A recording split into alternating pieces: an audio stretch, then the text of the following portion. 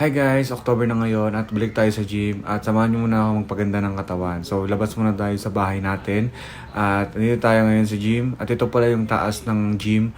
Malapit lang yung dito yung bahay namin, so makita mo yung bahay namin, ayan yung white na taas.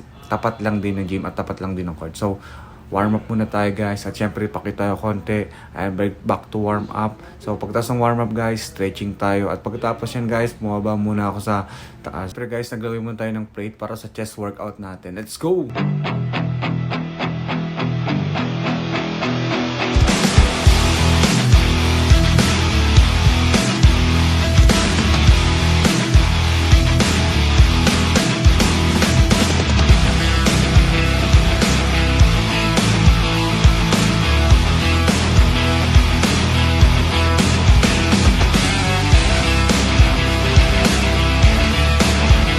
So yun guys, katapusan ng chest, shoulder, bicep, tricep natin. So next week, may midterm exam na tayo. So sana makapasa tayo. Let's go!